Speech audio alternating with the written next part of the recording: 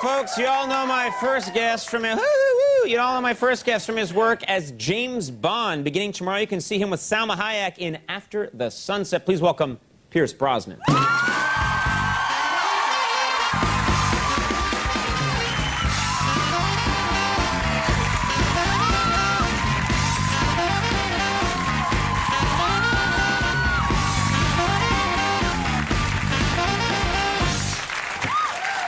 How you doing? Nice to have you here on the show. It's nice to be with a fellow Irishman. Thank you very much. I believe you're Irish, aren't you? Yes, I'm the Irish stereotype. You have the dark, brooding, good, dark Irish looks. And I was saddled with the, elfin... You sell yourself short here, I do Conan, not. I think. Sitting next to you, I look like a trash can lid. It's very hard to compete with this guy. I'm doing everything I can right now. How do you think I'm doing? Looking good, buddy. Oh. I can't even believe we're from the same gene pool. But anyway, and that's a compliment. Kerry. Yes. Family's from Kerry? Well, actually, we're from the south, Dungarvan. Do you know Dungarvan? No. No? No, I don't. Wow. Leave it to me sorry. to be from the part of Ireland Irish people have never heard of. I'm sure it's a beautiful part of the world. Anyway, I'm from the middle of it. You're from the middle, right? Yeah, County Meath. Very flat. Very flat part of the world. Flat part of the world. Someone from Meath? No, they're not. They're just clapping so they can hear themselves later at a bar. That's how it works. Clap, and then later you're in a bar. I'm not clapping with me. Now, I have to talk to you about, first of all, so many people envy your life. We had your co-star on this film on last night, Salma Hayek. One of the most beautiful women you can ever stand next to. What was it like working with her? It was a treat. What can I say? Hard to look her in the eye. Yeah. But you bastard. you have to go there. Right. Don't work with animals, children, and Salma Hayek. Yeah. She's just. I mean, she's gorgeous. I was trying to talk to her, and I just was yammering the whole time, and my eyes started to melt. She's just that. But let's also talk about as James Bond. You worked with many beautiful women, but you got to work with Halle Berry. Halle Berry is a wonderful girl. Yeah, I've had my fair share of leading ladies, and Halle is certainly up there with a lot of them, and so is Selma. Yeah.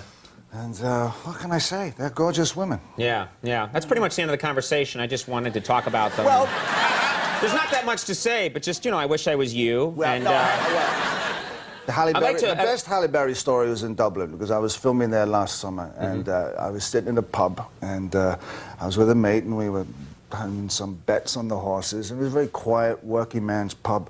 Right. And this kid's walking out with his dad, and he just puts his hand in front of me like this, and I shake his hand, and he says, "This is the closest I'll ever get to Halle Berry's arse." So I thought he was gonna... That's my little Halle Berry story. So that's the Dublin You made his day, yeah. Now, okay, so you've... probably so many men have dreamed of getting to play James Bond. You got to live that dream. And James Bond, as everyone knows, drives an Aston Martin. That's what the classic James Bond car. And then I find out that you, in your real life, you own an Aston Martin and drive it around. Well, when I read the script there a couple of years ago, the car was back, and so I asked my agent, I said, "Do you think it's possible to get one?" And they said, "Yeah, sure." Right. So it was one of the perks of the job. And they gave you an Aston Martin? Yeah. Oh, it's a beautiful car. I get, like, free Starbursts every now and then. When I mention them on the show, they're like, here's one roll, and sometimes they break it in half. You got a free Aston Martin. Well, listen, they're looking for the next guy to play Bond, so there you go, Conan. Oh, that'd be great, yeah. Yeah, I'd be the only Bond that drove around in a neon. But I would think, here's the problem.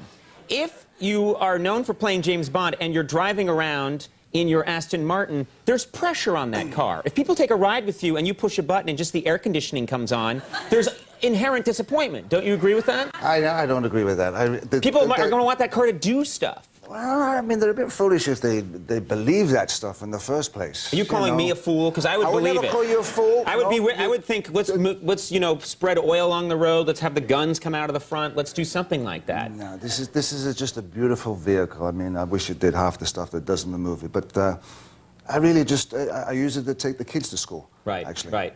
That's got to be that's it. great. Yeah.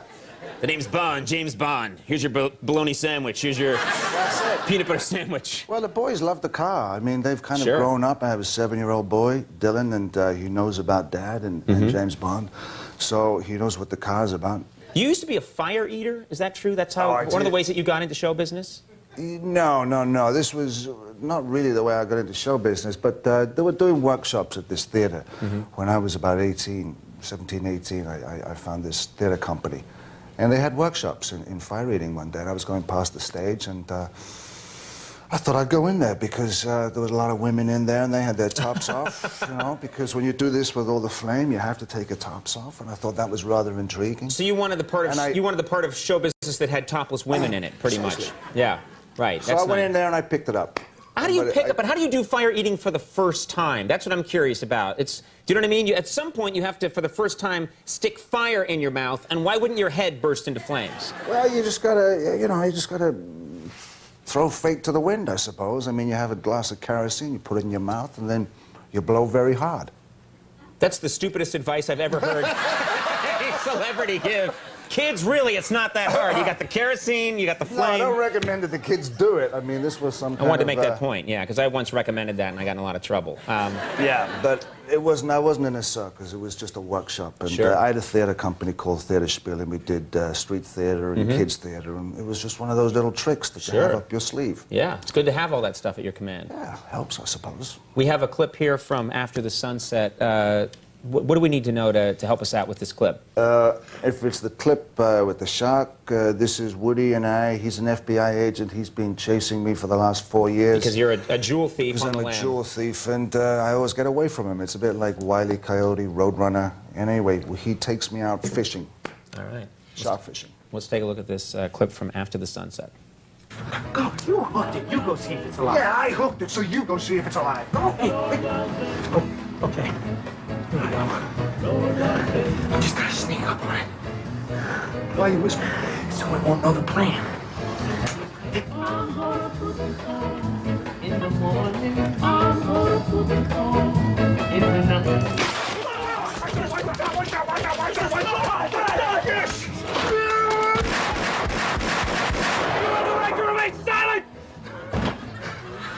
Yeah, it's dead.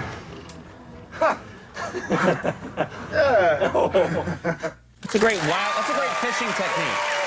I've never seen it used before. Yeah. Woody didn't want to shoot the shark, though. No, he thought it was too cruel. He thought it was too cruel. Yeah, So, no. Well, it works for the scene, so clearly you're doing something right. After the Sunset opens tomorrow, and always great to have you on the show. Thank you so very much. much, sir. Good Here's to see you. Brosnan, Paget Brewster coming up. We'll take a break. We'll be right back.